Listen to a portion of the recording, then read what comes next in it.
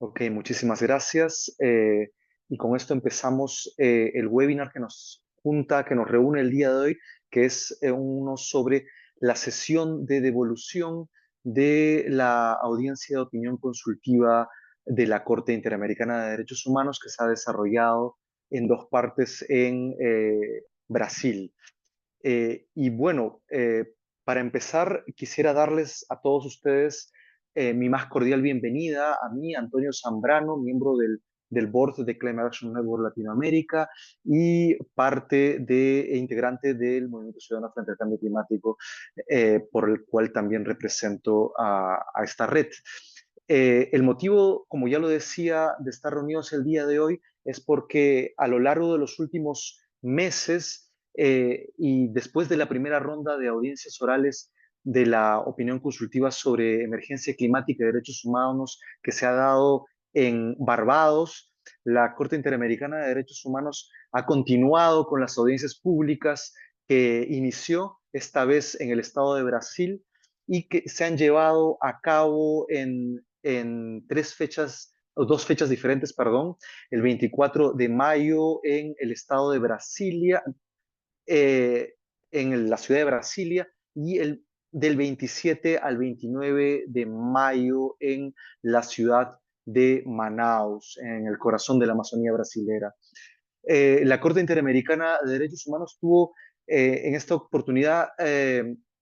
la, la opción de recibir opiniones técnicas de organizaciones e institutos académicos de toda la región, así como en esta oportunidad también se les ha dado el uso de la palabra a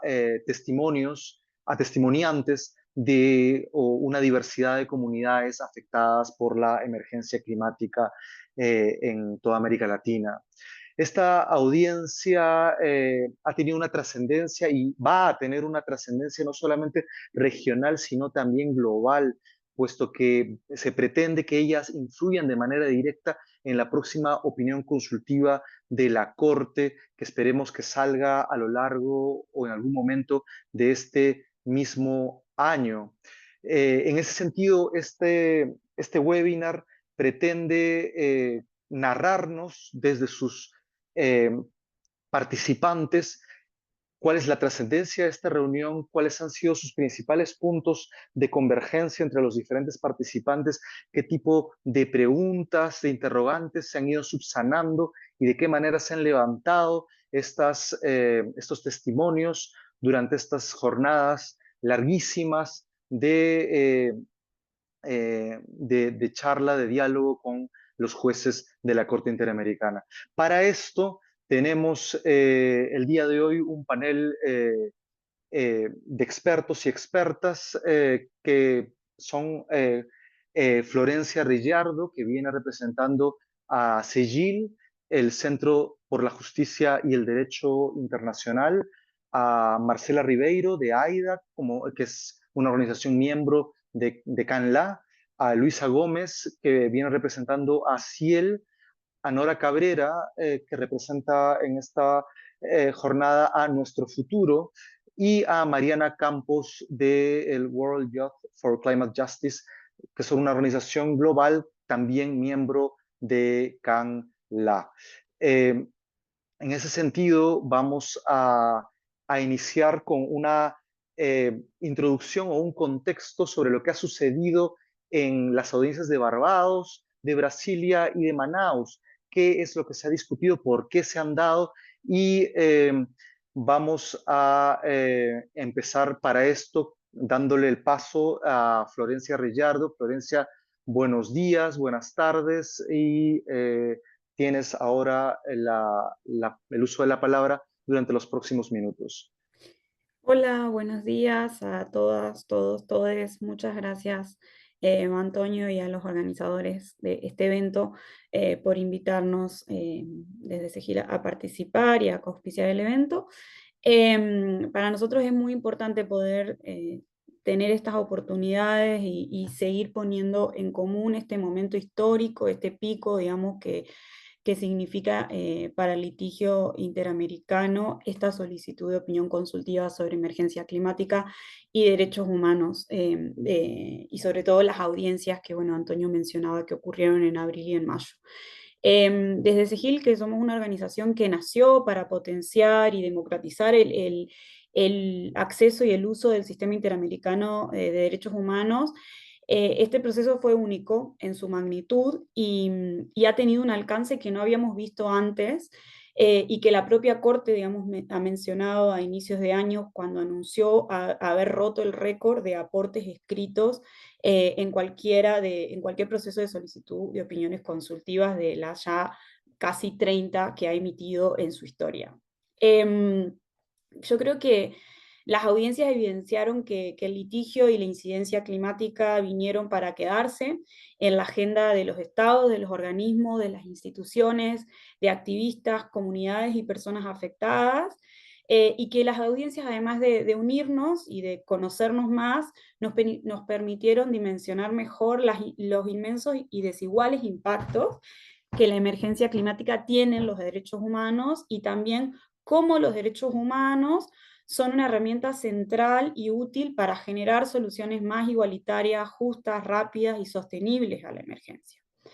Pero bueno, yendo en concreto y por una cuestión de tiempo a qué ocurrió en las audiencias, y Antonio ya dio un poco de luces sobre eso, yo lo resumiría de la siguiente manera. Las audiencias, más que un espacio para escuchar a las personas interesadas, fue un espacio para dar voz a más de 150 personas, comunidades afectadas, estados, organizaciones, y para forjar más esas sinergias y alianzas necesarias para un seguimiento global, regional, nacional y local a la crisis, ¿no? Que marca, como decía antes, no hay un precedente en el sistema interamericano, ¿no? ¿Y quiénes participaron de estas audiencias? Bueno, la Corte permitió que un número inédito de comunidades y personas afectadas, estados, no solo de nuestra región, sino también de otras partes del mundo, puedan viajar y estar tanto en Barbados en abril como en Brasil durante el mes de mayo, ¿no? Em, y así buscar, digamos, mejores soluciones. Acá destaco, por ejemplo, que en las audiencias de Barbados participó Vanuatu, que es el primer país de Asia-Pacífico en participar en este tipo de procesos ante el Sistema Interamericano de Derechos Humanos, y que también es el estado impulsor de la opinión consultiva sobre este mismo tema ante la Corte Internacional de Justicia, ¿no? Y destaco esto porque creo que permite ver esas sinergias de las cuales estoy hablando que se generaron, ¿no? Pero además las audiencias permitieron generar espacios paralelos, ¿no? De intercambio con otros estados, con las personas asistentes.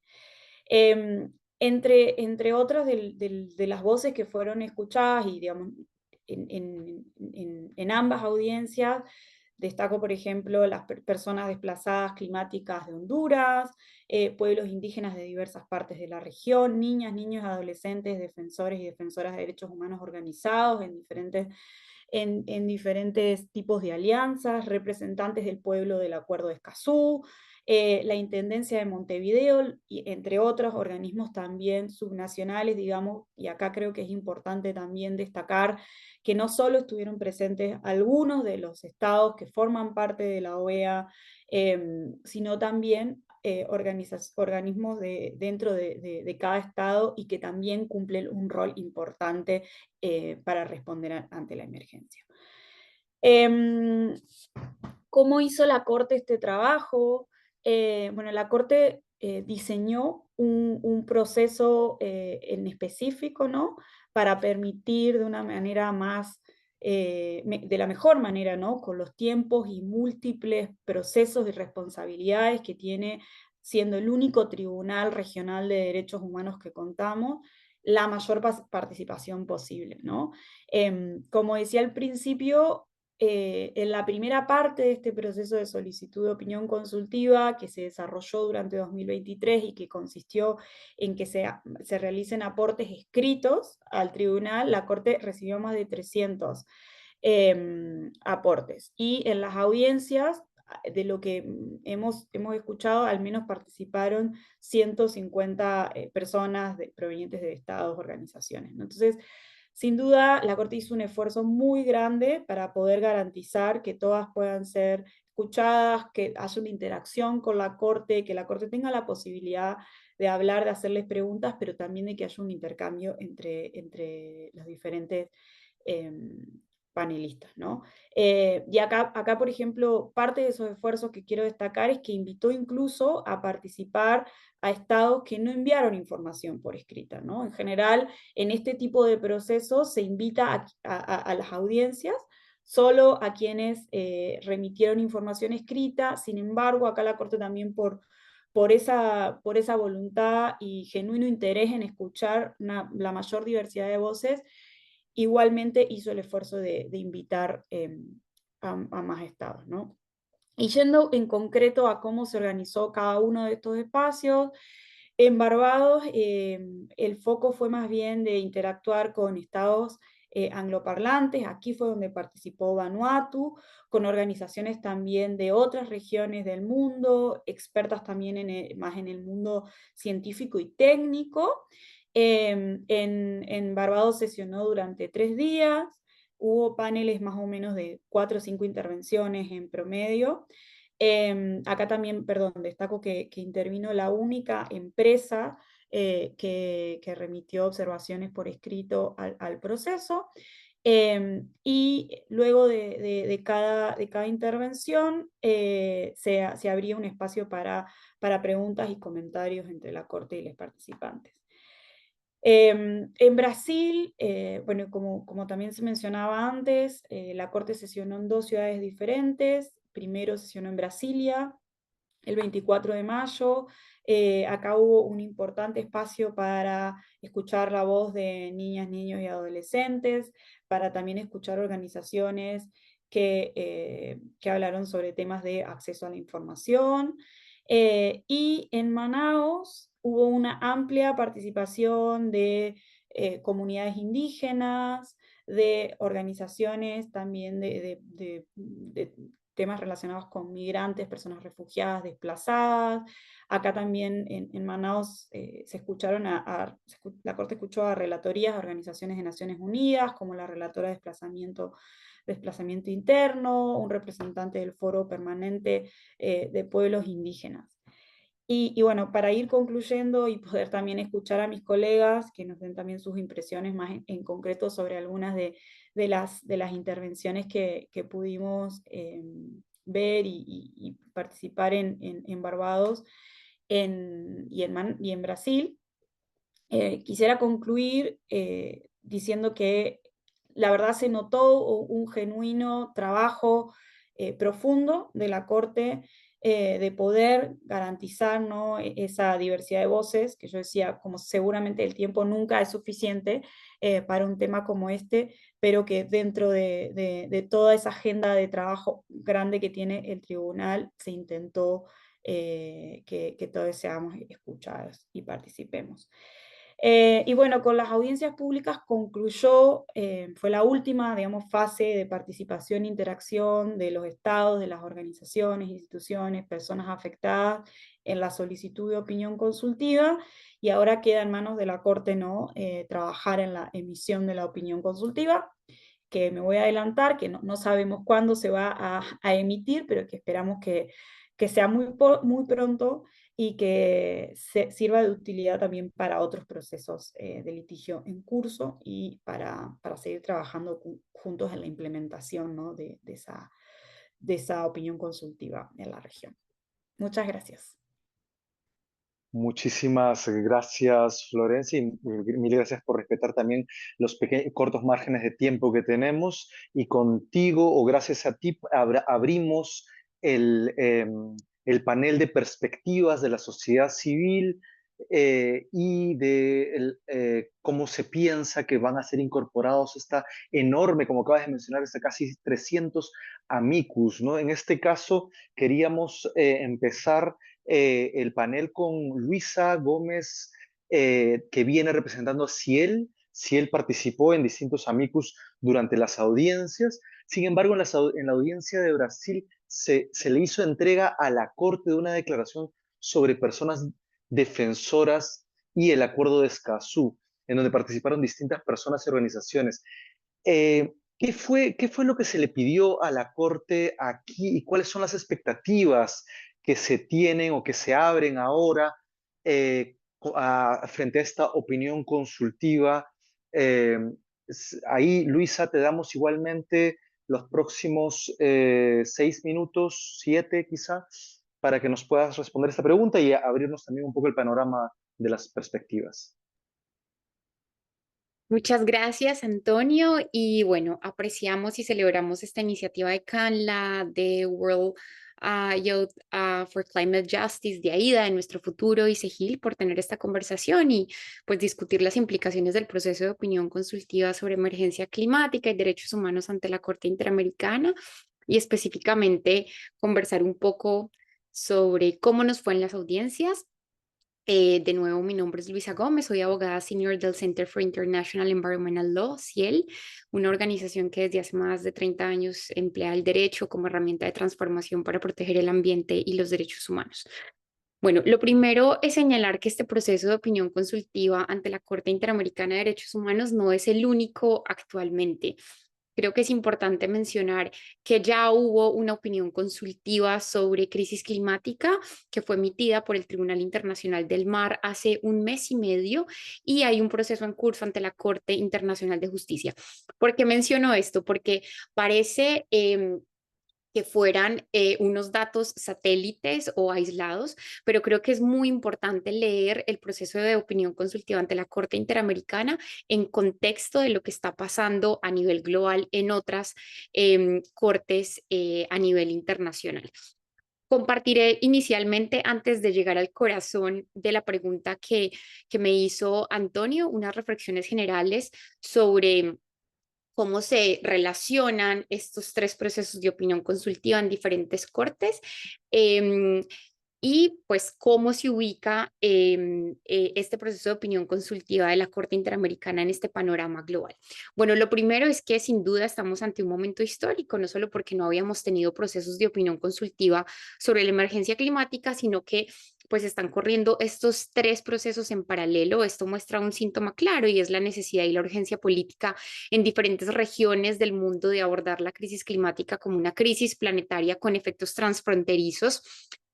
para los derechos humanos. Esta triada, como le decimos, abre la posibilidad histórica de que diferentes cortes alrededor del mundo pues clarifiquen y hagan explícitas las obligaciones internacionales de los estados bajo múltiples fuentes del derecho internacional en el contexto de la emergencia climática, en relación con las personas, pero también con otros estados. Lo segundo es que a pesar de que se trata de tres tribunales diferentes que hacen su análisis en virtud de distintos instrumentos legales, creemos que en parte aquí está la riqueza de estos procesos y es porque de todos estos instrumentos y fuentes legales puede llegarse a una conclusión común y esperamos que todas estas cortes lleguen a una conclusión común y es que los estados tienen obligaciones claras y responsabilidades legales con las personas y los ciudadanos y también con otros estados y otros ciudadanos de otros territorios en materia de acción climática y que de no cumplirlas pues se derivan consecuencias, básicamente la reparación. Y finalmente, pues esto me permite pasar a la última de las reflexiones generales y es que aunque las opiniones consultivas no son casos contenciosos de los que se derive la responsabilidad internacional de un Estado, esto no significa que sean relevantes. Todo lo contrario, son muy importantes en el sentido de que son interpretaciones autorizadas de instrumentos vinculantes. Me explico. Lo que la Corte Interamericana de Derechos Humanos está haciendo en este momento, por ejemplo, es interpretar la Convención Americana para determinar el alcance y el contenido de las obligaciones de los estados en materia de derechos humanos dentro del contexto de emergencia climática. En términos prácticos, la opinión consultiva termina siendo una extensión interpretativa de la Convención Americana, que es un instrumento obligatorio de obligatorio cumplimiento para los países que hacen parte del sistema interamericano y específicamente quienes han aceptado la jurisdicción de la Corte. Entonces es muy importante, es bien relevante en el contexto de de los derechos humanos y de cuáles son las responsabilidades puntuales de los estados. Entonces, el hecho de que una opinión consultiva no sea un caso contencioso, no sea una sentencia, eso no le resta importancia. Creo que es muy valioso para seguir avanzando en la profundización, el alcance y el contenido de las obligaciones de los estados y otros actores también, como los empresariales, en el marco de la emergencia climática.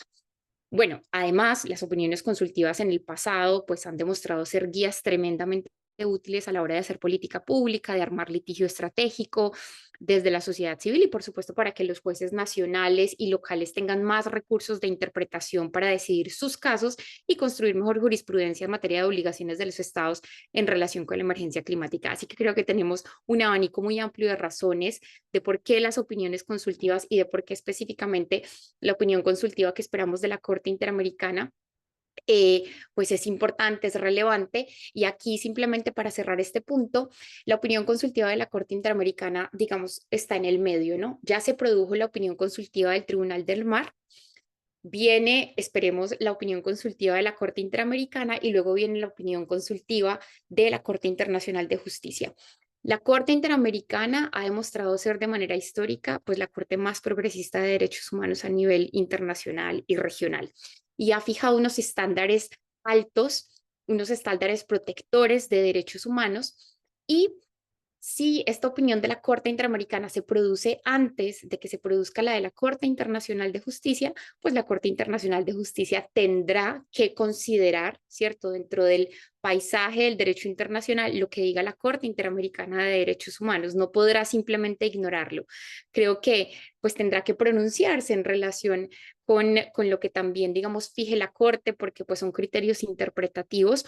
que no son pues fáciles de obviar y también va a ser pues un elemento que tendrá que considerar la Corte Internacional de Justicia, que no es tan progresista, que tiene una tendencia más conservadora, de manera que la Corte Interamericana puede ponerle, digamos, un umbral alto de protección de derechos y un umbral alto de obligaciones de los estados en el contexto de emergencia pues climática, que luego la Corte Internacional de Justicia esperemos que siga, inclusive que pueda reforzar, ojalá. Bueno, ahora les cuento desde las intervenciones que hicimos desde Ciel hasta el momento. Ciel ha intervenido en todos los procesos mencionados. Por una parte, presentó un amicus en compañía de Greenpeace International ante el Tribunal Internacional del Mar, con motivo de la solicitud de opinión consultiva que elevó la Comisión de Pequeños Estados Insulares en 2022 y que el producto final de este proceso, la opinión consultiva, llegó hace un mes y medio. Por otra parte, a finales del año pasado, pues lideramos en conjunto con otras organizaciones internacionales y de América Latina un par de amicus enviados a la Corte Interamericana, uno relacionado con las obligaciones de los estados frente a los actores corporativos que contribuyen con la agudización de la crisis climática y otro frente a las obligaciones de protección de los y las defensoras ambientales en el contexto de esta emergencia y de la transición energética, que es justo eh, la pregunta que nos hacía Antonio y que ya voy a abordar en unos minutos. Igualmente colaboramos con otros dos amicus, uno sobre daños y pérdidas y otro en nombre de la Iniciativa Global del Tratado de No Proliferación de Combustibles Fósiles, ambos enviados al proceso interamericano. Y finalmente con diferentes aliados y colegas alrededor del mundo participamos y hemos estado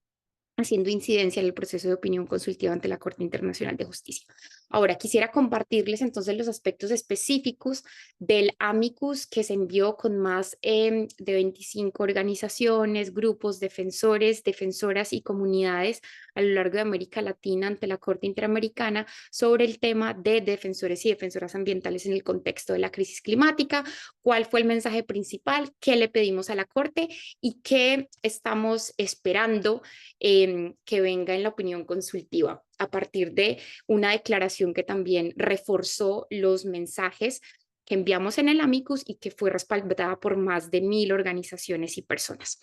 Bueno,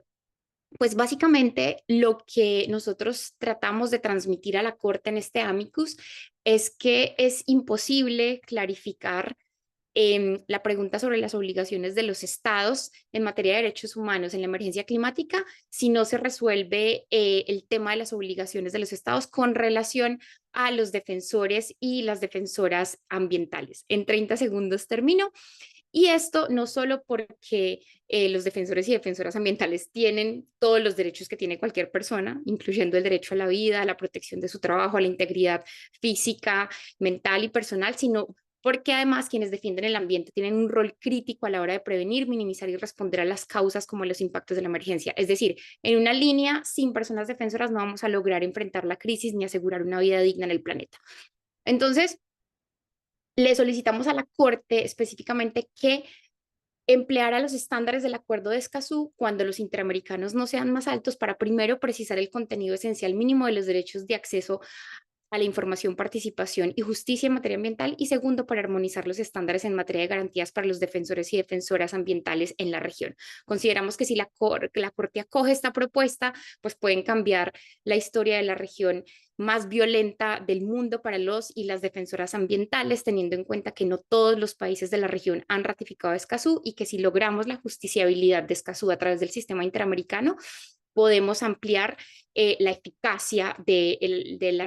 los estándares y las disposiciones del acuerdo. Y como les decía, pues este pedido fue respaldado por más de 1.000 organizaciones y personas a lo largo y ancho de toda la región. Entregamos esta declaración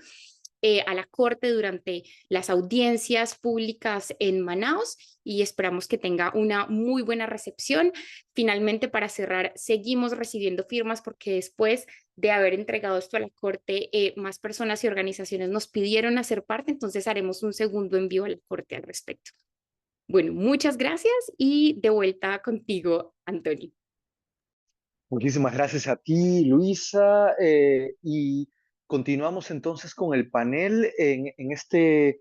caso vamos a escuchar a Nora Cabrera de Nuestro Futuro. Nuestro Futuro estuvo presente también en la audiencia de Manaus, en Brasil, acompañando a la comunidad del bosque. ¿Podrían platicarnos sobre las peticiones que se les hizo a la Corte y cuáles son también las expectativas que se tienen una vez emitida esta opinión consultiva? Y ya como nos decía Luisa, ya existen una serie de precedentes claves, pero la pretensión, las esperanzas que tienen no solamente las organizaciones de sociedad civil, sino también todas aquellas de base que están en la primera línea de lucha por la defensa de sus territorios y los procesos de resistencia. Entonces, Nora, igual que Luisa, te damos el uso de la palabra por los próximos 6 a 7 minutos. Muchas gracias, Antonio, y muchas gracias por la invitación y por organizar este panel a CANLA, a W,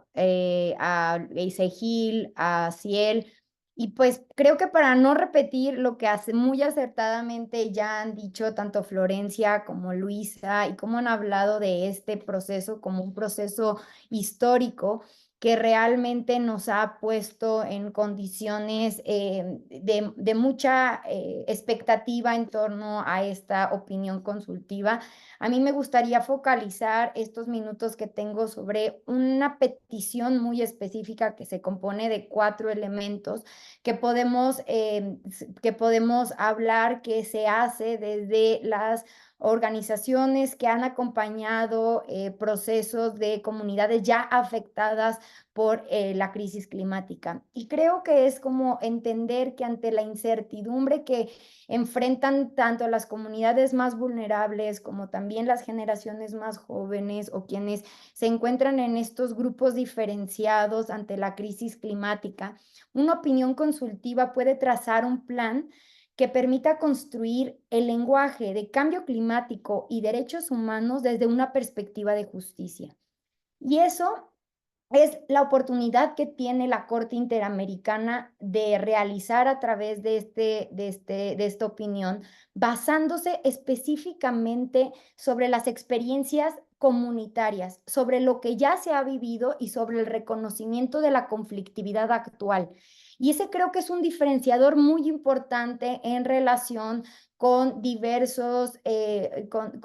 instrumentos que se han resuelto y que están por resolverse. Porque este ejercicio, como ya lo apuntaba Florencia, de poder escuchar a las comunidades, de poder estar con pueblos originarios, de estas dos audiencias muy específicas que los propios juezas y jueces marcaron como histórica, en donde las comunidades de primera voz decían cómo hemos sufrido la violación de derechos humanos, cómo los pueblos originarios hablaban de estas violaciones sistémicas a sus derechos humanos, solamente lo ha tenido la Corte Interamericana de Derechos Humanos. Y eso es una condición que permite que se pueda construir este plan con un lenguaje de justicia climática diferenciado. Y ese es como uno de los primeros elementos que parecen muy importantes. Ahora, en este sentido, los 4 puntos de peticiones muy específicas bajo esta perspectiva de la construcción desde las necesidades y desde las comunidades, lo primero es trazar esa ruta de justicia que parta, como ya lo decía, de la conflictividad comunitaria generada por los impactos climáticos que ya sabemos que hoy se viven. Ahí el tema específico de desplazamiento climático interno, de migración climática, va a tomar un lugar muy importante porque es una forma muy específica de ver cómo la crisis climática pone en tela de juicio toda la doctrina de los derechos humanos, y no es hablar únicamente de derecho a un medio ambiente sano, sino es hablar de todos los derechos humanos y cómo se impactan por una crisis climática. El segundo punto es que resulta crucial identificar los puntos básicos que los estados pudieron prevenir en violaciones de derechos humanos por los casos que se plantearon. En el caso específicamente del bosque, establecimos no solamente nuestro futuro, sino también conexiones climáticas y Greenpeace México, los 6 puntos que hemos aprendido de este acompañamiento jurídico como la base de la conflictividad, que si me da el tiempo regresaré a esos 6 puntos muy específicamente en tema del bosque. Pero esa conflictividad hay que identificarla en cada uno de los casos que se pusieron sobre la mesa ante las juezas y los jueces de la opinión consultiva. El tercer punto, que es una petición muy específica, es el reconocimiento de que no hay justicia social sin justicia climática y que por lo tanto no hay forma de atender el artículo 1.1 de la Convención sin reconocer que la emergencia climática impacta necesariamente en los derechos humanos y genera violaciones sistémicas de estos. Y el cuarto punto es que esta opinión consultiva deje claro que lo interamericano debe servir a lo comunitario y que la justicia climática se construye desde las comunidades y que necesitamos voltear a ver qué ha pasado en estas comunidades, cómo han enfrentado la crisis para desde ahí poder frenar esta crisis climática de una manera justa y que este tema del cambio climático no genere más desigualdades, sino por el contrario podamos generar un planeta más igualitario. Esos serían como los 4 puntos específicos que esperamos del tema de la consulta. Me queda un minutito y me gustaría retomar los 6 puntos que establecimos de la conflictividad o de lo que se ha aprendido en el caso del bosque como aquello que el Estado mexicano ha violentado y que podría ser un punto de partida para las siguientes comunidades. Y esto es, de inicio, abrir vías de justicia climática inmediata para resolver casos específicos de violaciones de derechos humanos durante y después del proceso. Empiezo por esta porque fue la que más le llamó la atención a las y los jueces y sobre la cual nos pidieron que abundáramos un poco más de qué nos referíamos en torno a abrir estas vías de justicia climática. Después tenemos actualizar de manera coordinada los atlas nacionales y los subnacionales de riesgos por fenómenos climáticos, considerando la vulnerabilidad e informando los riesgos con fundamentos científicos y soluciones de adaptación aparejadas. La segunda es accionar una política climática ejecutable de adaptación al cambio climático que incorpore el desplazamiento interno como un tema prioritario, distinguiendo entre fenómenos climáticos repentinos y los de evolución lenta para atender cada supuesto bajo parámetros adecuados, que es algo que hemos identificado que no se encuentra totalmente diferenciado, por lo menos por parte del Estado mexicano. El tercero, en casos de fenómenos climáticos de evolución lenta como la erosión costera, que es el caso del bosque, asegurar la reubicación planificada que garantice la participación de toda la comunidad, especialmente de mujeres y jóvenes, en todas las etapas del proceso, porque es la única forma de garantizar derechos humanos de las generaciones tanto presentes como futuras. Y el penúltimo es establecer un protocolo de coordinación entre autoridades nacionales y subnacionales para el desplazamiento forzoso, designando a una autoridad responsable que coordine al resto de las autoridades para evitar incertidumbres, sobre todo para la comunidad. Y el quinto, que ahora lo vamos a ver nuevamente con este con este problema tan grave que tenemos de mayor intensidad en los huracanes, como ya en México estamos pensando que sucederá durante esta temporal, es redefinir el estándar de refugios temporales para responder a fenómenos de mayor intensidad y duración. Entonces, creo que con esto finalizaría con la intervención y esperando tener oportunidad de poder retomar, sobre todo desde la visión de la comunidad, qué es lo que se podría esperar, y que creo que ahí sí solamente somos portadoras, porque la resistencia realmente quien la está dando pues son estas personas de estas comunidades que hoy, mientras estamos en este webinar, no tienen en donde vivir, no tienen, siguen en un problema humanitario, ¿no? Que es muy severo, y recordar que la crisis climática está aparejada de una crisis humanitaria, y que como organizaciones también necesitamos redefinir la forma en la que le entramos al tema de crisis climática, sabiendo que no únicamente puede ser un acompañamiento meramente jurídico, porque lo humanitario se apareja de una forma que tenemos que voltear a ver. Muchísimas gracias, Nora, por poner estos temas tan explícitamente narrados. Y antes de pasar a nuestra última panelista, quería nada más pedirles que las personas que vayan empezando a tener algunas preguntas o comentarios sobre lo que hasta este momento hemos podido conversar, que lo puedan poner por favor en el chat, pero no sin mencionar que después de Mariana vamos a tener un breve espacio de intercambio y también para que puedan hacer uso de la palabra de manera directa. En ese sentido, presento a Mariana Campos. Ella viene el día de hoy como panelista del WYCJ, o también podríamos traducirlo como los jóvenes o la Juventud Mundial por la Justicia Climática, que es una traducción libre de mi parte. Ellos son miembros de CAN Internacional, pero justamente vienen como miembros también de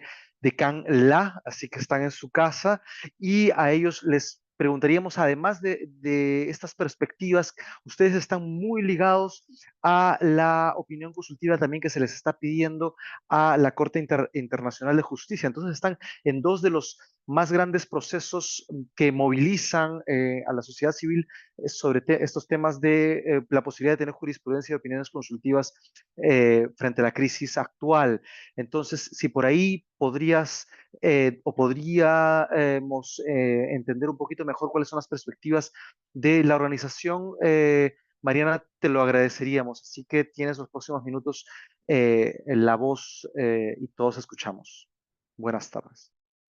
Muchas gracias, Antonio. Y sí, justamente como la traducción y el nombre de la organización lo dice, somos una red juvenil que trabaja en distintas regiones del mundo,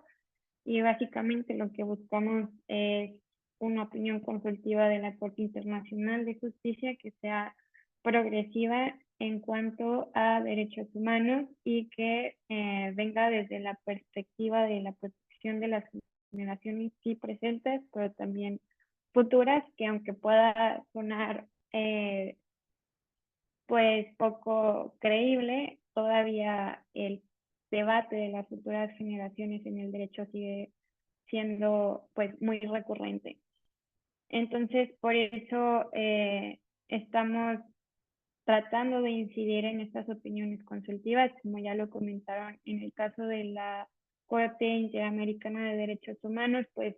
hay una apertura más grande a organizaciones de la sociedad civil, y por eso pudimos participar con 2 amicus El primero fue como la organización global que somos, pero también presentamos un segundo amicus por parte del Frente de Latinoamérica, del que soy parte, y este segundo amicus creo que refleja muy bien tanto las necesidades de las juventudes en la región, pero también en general la perspectiva de Latinoamérica en la crisis climática. Porque por una parte le pedimos a la Corte que el acceso a la justicia climática considere la legitimidad activa amplia de las infancias y de las juventudes. Y antes como de pasar a explicar un poco qué significa esto, pues partimos del contexto de que alrededor del 30% del litigio global climático ha sido llevado por jóvenes y por infancias a tribunales. Sin embargo, alrededor de la mitad de este litigio climático llevado por infancias y jóvenes ha sido pues declarado inadmisible o han sido casos desestimados.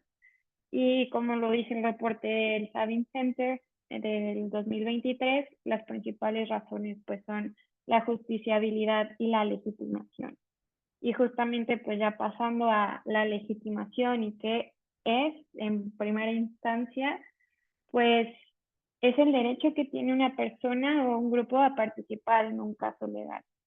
lo cual quiere decir que las infancias y las juventudes han sido desestimadas en estos casos porque se cree que no son directamente afectadas y esto consideramos pues es una barrera procesal jurídica que en muchas instancias tanto nacionales como internacionales todavía no podemos superar y es justamente lo que queremos hacerle ver a la Corte.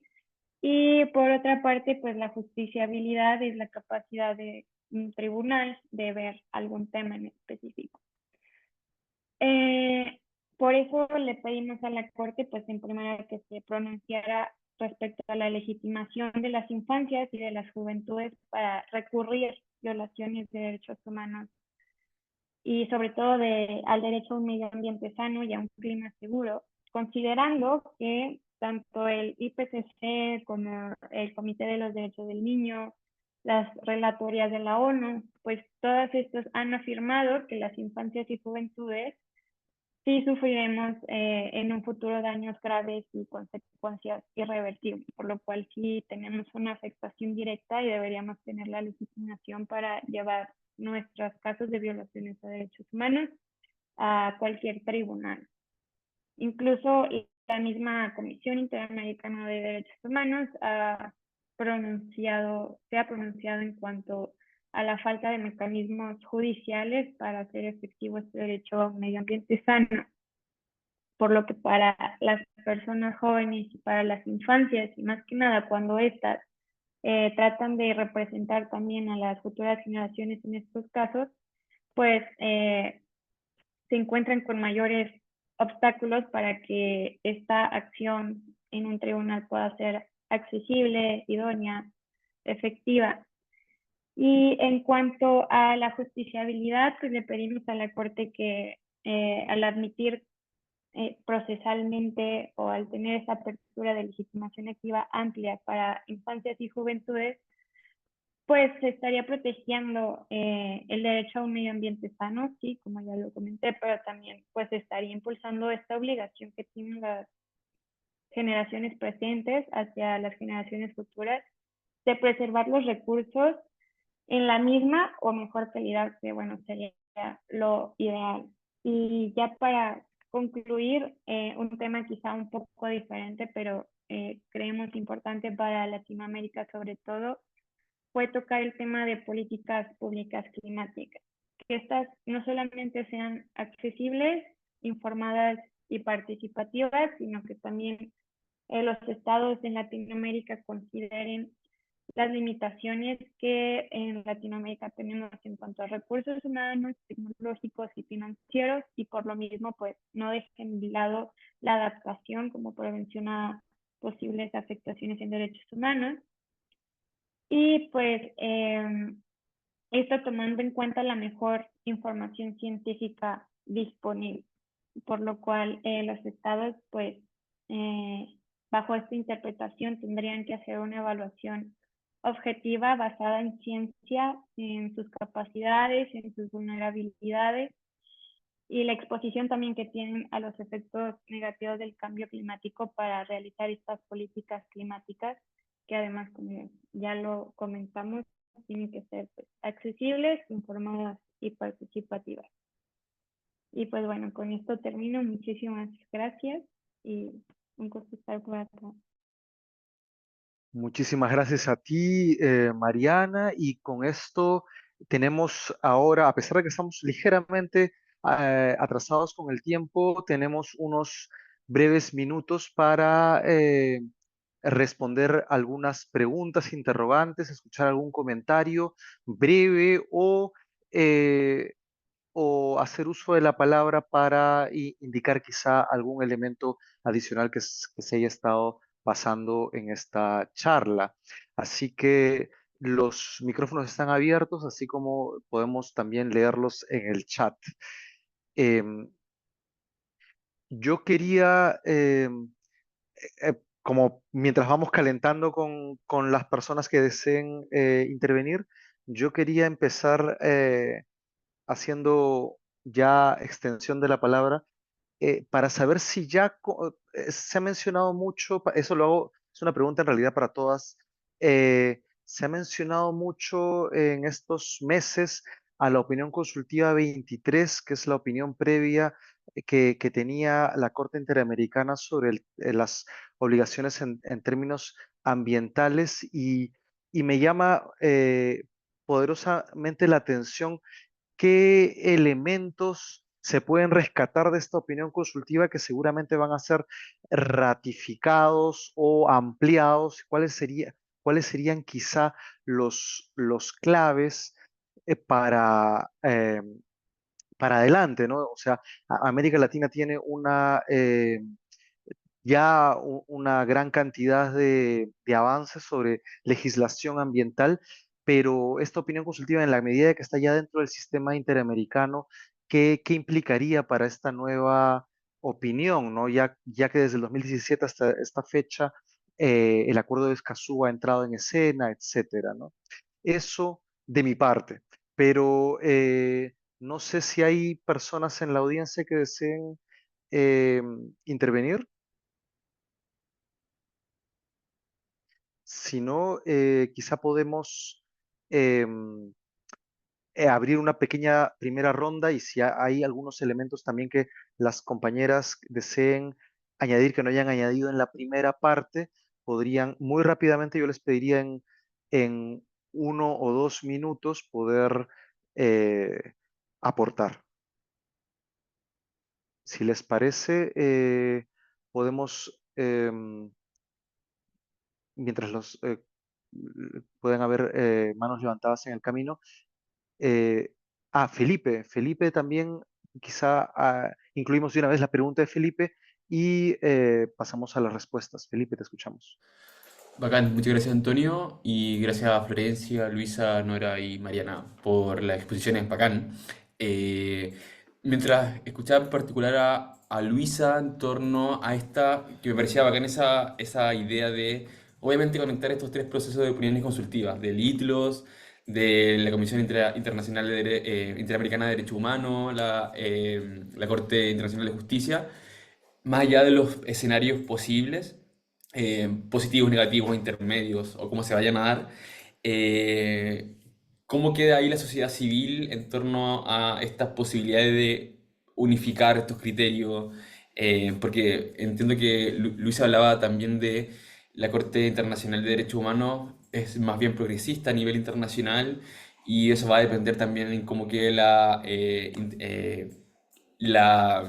Corte Internacional de Justicia, que tiende a tener una tendencia más conservadora y por tanto el umbral alto, o sea, como están todas interrelacionadas, entonces ahí mi pregunta va en cómo desde la sociedad civil, en este caso nuestras organizaciones en la región, pueden seguir empujando estos escenarios favorables hacia las comunidades de sociedad civil para seguir avanzando finalmente. Es una pregunta súper general, pero me parecía interesante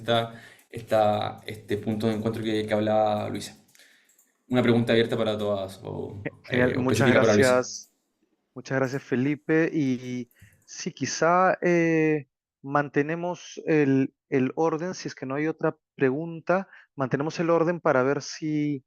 eh, Florencia, Luisa, Nora y Mariana tienen algo que decir sobre ambas Sí. consultas.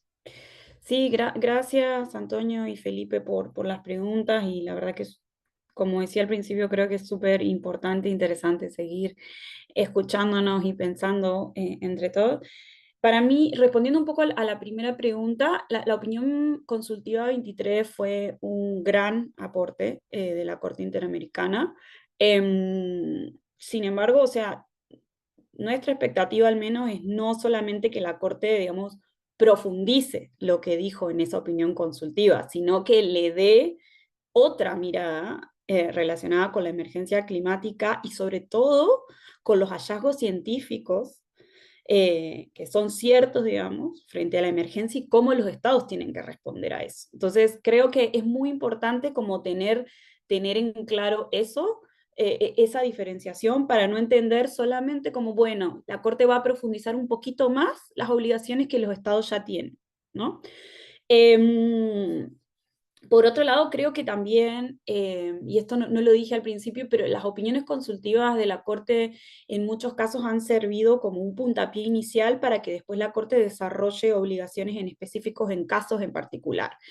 En esta opinión consultiva tenemos, por suerte, el gran litigio del caso de La Oroya, que salió la sentencia justo creo que un mes antes, bueno, Marcela ahí sabrá mejor que yo la fecha, no me la acuerdo exactamente, de la primera audiencia o unos días antes de la audiencia de Barbados, que también toca un poquito el tema de emergencia climática. Pero en general, las opiniones consultivas de la Corte Interamericana, al tener ese alcance para todos los estados de la región, sí han permitido como sentar la base de estándares mínimos que después la Corte profundiza en los casos de litigio. Así, por ejemplo, para darles una idea, lo ha hecho con la obligación de no discriminación e igualdad, ¿no? O sea, la Corte empieza a desarrollar ese análisis en una primera opinión consultiva sobre trabajadores migrantes y después en otra también de niños migrantes, y eso lo desarrolla también en mucha de su jurisprudencia de casos, ¿no? Pero sí, las opiniones consultivas sirven para eso, ¿no? Y yendo a la pregunta de Felipe, creo que estoy totalmente de acuerdo con Luisa en la importancia de ver ese escenario completo de estas tres opiniones consultivas, de una que también sabemos que está ahí en curso en el sistema africano y que todavía no termina de salir de la cocina, digamos, pero que se ha estado pensando y que también va de la mano con diferentes decisiones del Tribunal Europeo de Derechos Humanos, ¿no? Tres que salieron justo también unos días antes de la audiencia de Barbados, bueno, y otro que acaba de salir. A mí me parece que igual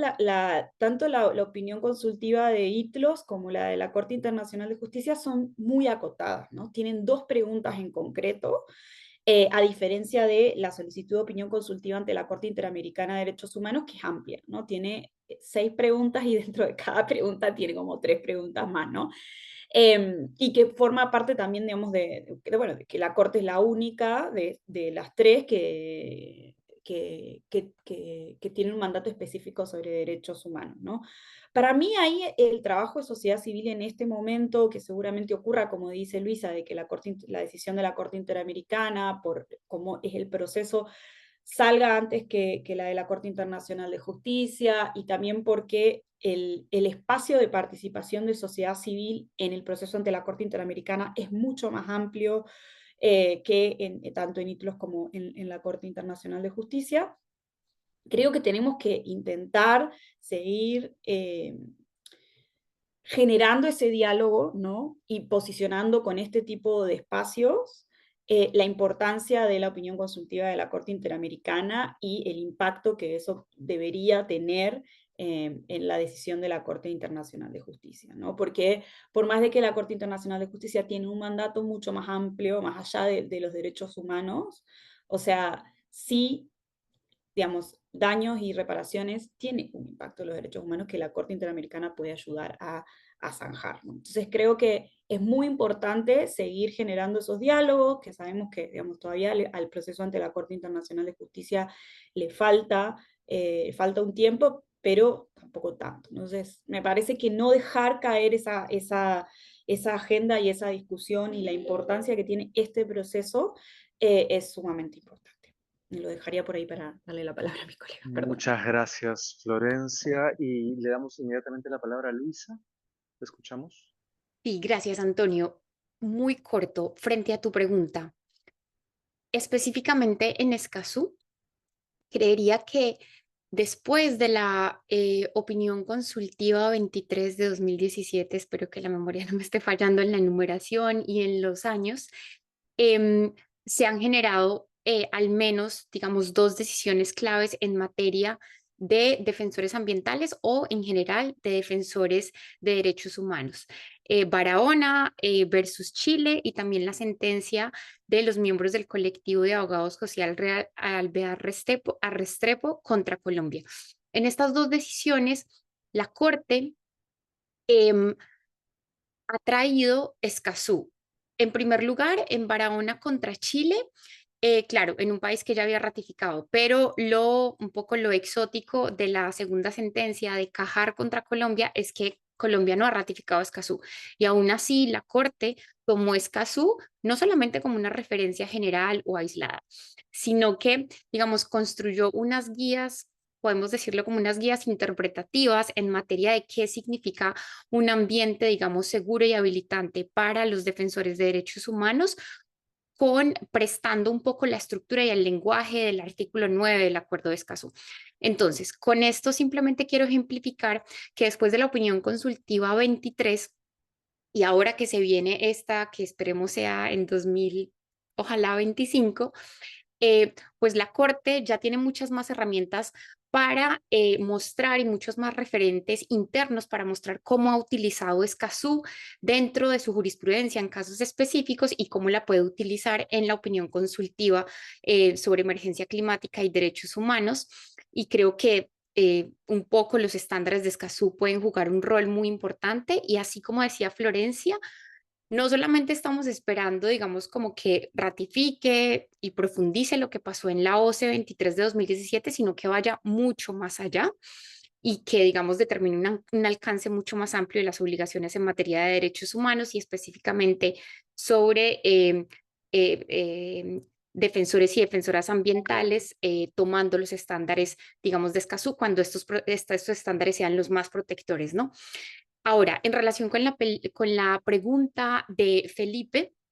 creo que al menos de 2 maneras, Felipe. La primera forma es seguir empujando y seguir enviando mensajes claves a la Corte Interamericana de Derechos Humanos en aquellos temas que son todavía los más difíciles de zanjar para la Corte Interamericana de Derechos Humanos, pero que pueden tener un impacto muy, muy importante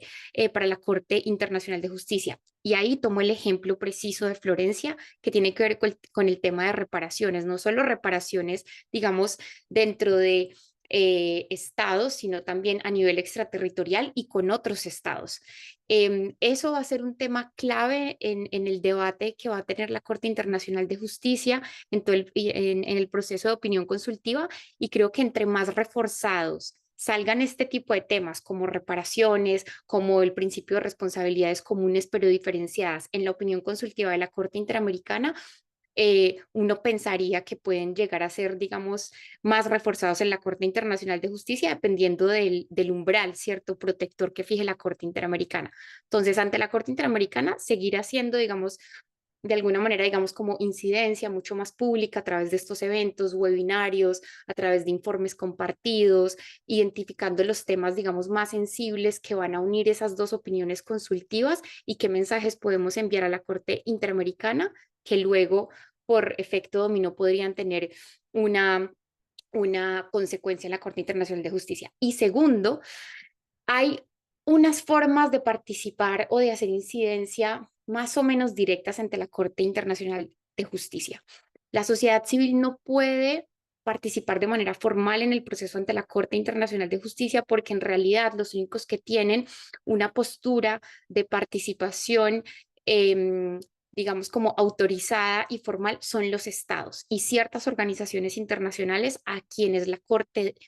otorga autorización explícita para participar. De resto, ni las personas, ni los grupos, ni las organizaciones de la sociedad civil en principio pueden participar. No es un proceso tan abierto como el de la Corte Interamericana de Derechos Humanos. Entonces, hay, digamos, algunas formas que hemos encontrado desde la sociedad civil para participar. Primero, hablando directamente con las delegaciones de los estados para que a través de los amicus que envíen las delegaciones de los estados incluyan mensajes de sociedad civil, de grupos, de pueblos indígenas, de comunidades impactadas. O también, que es una iniciativa que hemos promovido específicamente con el CAJAR y con DAR en Perú, que es que enviamos un requerimiento específico a la Corte Internacional de Justicia para que permitiera la participación diferenciada de pueblos indígenas. Aún estamos a la espera de estas respuestas, pero en principio estas son como algunas vías y podemos contactar con Interno, Felipe, con muchísimo gusto porque hay grupos de sociedad civil trabajando en esto. Muchísimas gracias, Luisa. Nora, te escuchamos y le pediría tanto a Nora como a Mariana un poquito que nos puedan acortar un poquito del tiempo que nos estamos pasando en este momento. Yo creo que tanto Florencia como Luisa ya lo contestaron muy precisas las respuestas. Yo solamente, digo, las preguntas, perdón. Yo solamente agregaría un tema o sea, dos factores a esta discusión que me parecen muy importantes. Creo que además de establecer el tema de los estándares mínimos y vincular sobre la nueva,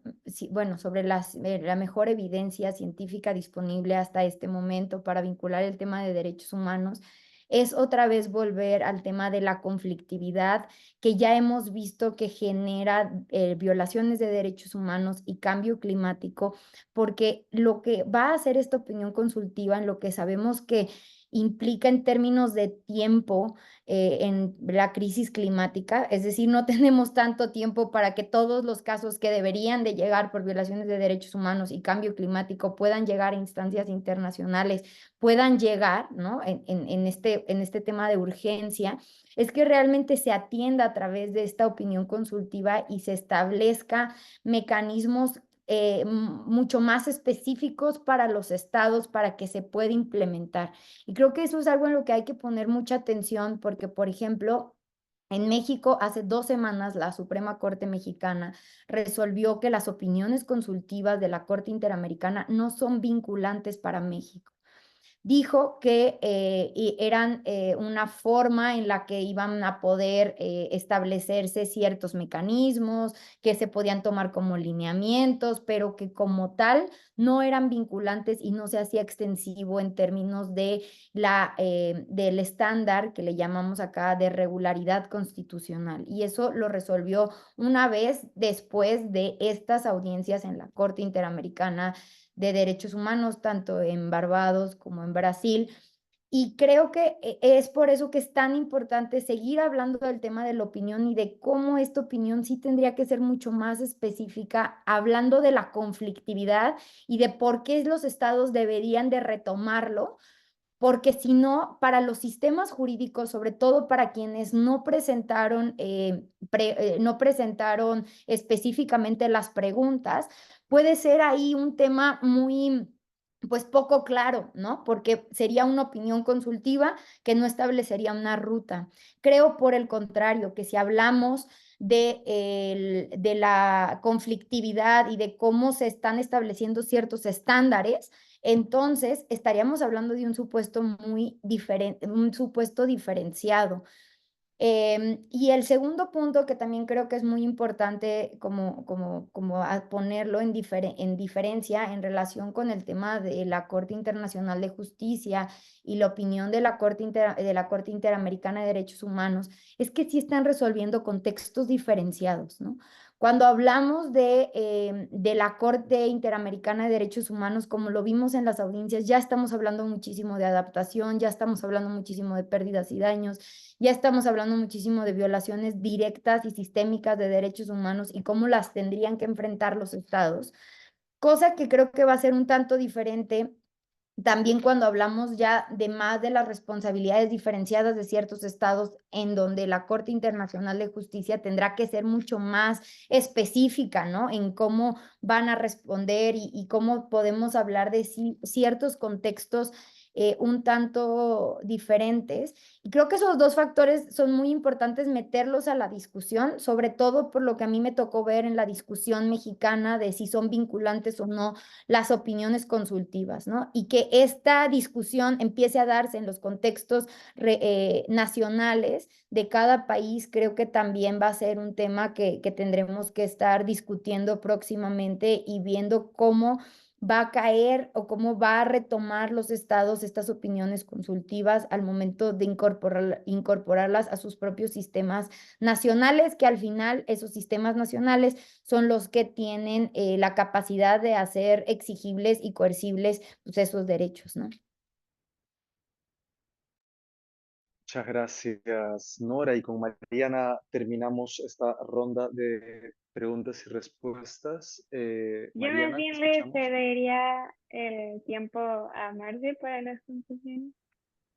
Muchas gracias, sí, porque nos hemos pasado unos minutos y también por respeto a los compañeros y compañeras que están acá desde el principio. En ese sentido, justamente, como lo dice Mariana, tenemos acá a la compañera, Marcela Ribeiro. Ella viene en representación de AIDA. AIDA también es una organización miembro de CANLA, y ella nos viene justamente a dar un poquito unas palabras de cierre, de conclusiones y de perspectivas también de acá, desde este momento hacia adelante. ¿Qué se nos viene para nosotros como sociedad civil? Gracias, Antonio y Mari, también por cederme el tiempo. Y gracias a todas que exponieron también y con tanto detalle y tanta propiedad sobre esos asuntos que estamos hablando. Yo creo que el webinar ha sido increíble y súper informativo. Bueno, solo para cerrar, yo creo que queda clara la importancia de este proceso de la opinión consultiva en relación al futuro del derecho internacional en el contexto de la crisis climática. Yo creo que ahí las compañeras ya dejaron súper evidente como los vínculos entre el proceso de la opinión consultiva del sistema interamericano con los otros procesos y cómo eso va a impactar pues el marco jurídico internacional de derechos humanos. Yo creo que también desde nuestra perspectiva, la Corte ha recibido suficiente información sobre una multitud de temas y justo por la diversidad y amplitud de las contribuciones es que vemos necesario cerrar este proceso quizás con un intento de destacar a la Corte cuáles serían los puntos fundamentales que desde la sociedad civil deberían estar incluidos en la decisión que viene. En ese sentido es que junto a CANLA y todas las organizaciones que están participando de ese webinar es que estamos promoviendo pues que desde la sociedad civil una suerte de declaración o un informe, por así decir, que pueda transmitir a la Corte lo que serían o destacar cuáles serían los principales puntos que consideramos que esa decisión debería incluir. Y solo para que sepan pues cómo está el proceso, en ese momento estamos cerrando este documento con contribuciones de la sociedad civil hasta este viernes y en la próxima semana probablemente ya vamos a empezar como a divulgar y colectar firmas. Sería súper importante que todos que están presentes puedan difundir esa iniciativa para que podamos mandar a la Corte como hasta el final de mes, considerando que además pues realmente no existe un procedimiento abierto para envío de información, sino que ahí estamos utilizándonos también de la apertura que la Corte manifestó durante las audiencias de Manaus de recibir información complementaria. Entonces ahí vamos a estar como ofreciendo, ¿no? Desde la sociedad civil estas perspectivas de lo que se destaca más y solo para que sepan un poquito del contenido de esta declaración, pues ahí empezamos haciendo o se hacen un llamado que la Corte reconozca el derecho humano a un ambiente sano desde una naturaleza erga omnes, es decir, que convoca a los estados de una manera conjunta e indivisible, pero diferenciada a tomar decisiones considerando un compromiso a favor de toda la humanidad, que también la Corte ponga atención en temas de la carga probatoria y demostración del vínculo causal en los casos de violaciones de derechos humanos que están enmarcados dentro del contexto de la crisis climática de una manera de que eso no se vuelva un obstáculo más en la búsqueda de justicia climática. También que se considere el mejor criterio científico como un parámetro fundamental para análisis de las conductas estatales, especialmente en la toma de decisiones sobre sectores estratégicos como energía. Y en ese mismo sentido, que también se reconozca el deber de los estados de transitar hacia economías descarbonizadas, siempre con respeto a los derechos humanos y comunidades locales, evitando el sacrificio de más comunidades ante nuevas formas o formatos de desarrollo. En línea también con la declaración de Escazú que mencionó Luisa, que se priorice la producción, difusión y acceso a la información ambiental y climática, posibilitando el diálogo y la participación social plena en asuntos ambientales y climáticos, y que también se ajusten los marcos jurídicos nacionales a fin de asegurar el acceso a la justicia climática, priorizando pues el cumplimiento de las sentencias que tienen implicaciones climáticas. Por fin, pues hacemos también un llamado a que se reconozcan o se garantice las reparaciones por pérdidas y daños, que es un debate que se da mucho en el ámbito de negociaciones climáticas, y que haya un marco de obligaciones específicas y claras respecto a adaptación, garantizando que sean integrales, oportunas y con enfoque diferencial. Entonces queda ahí como la propuesta desde la sociedad civil para próximos pasos de interlocución con la Corte, y también pues construcción quizás de este cierre desde nuestra participación en el proceso de la opinión consultiva, esperando que la decisión salga lo más completa y como más adecuada a las expectativas de las comunidades posible. Muchísimas gracias. Muchísimas gracias, Marcela. Y de mi parte o de parte del Board de Climate Action Network Latinoamérica, agradecemos muchísimo a todas y a todos ustedes, no solamente por estar presentes acá, sino también a las personas que en nuestras redes sociales nos van a estar viendo como parte de la repetición y difusión de estos temas. Muchísimas gracias en todo caso a Marcela, Florencia, Luisa, Nora, Mariana y a las personas que nos han acompañado. Hasta luego y mucho gusto. Gracias. Hasta luego. Gracias, Muchas hasta luego a gracias. todos. Gracias, gracias. Y quizá a Karina también para que nos apoye cortando la transmisión y cerrando la reunión.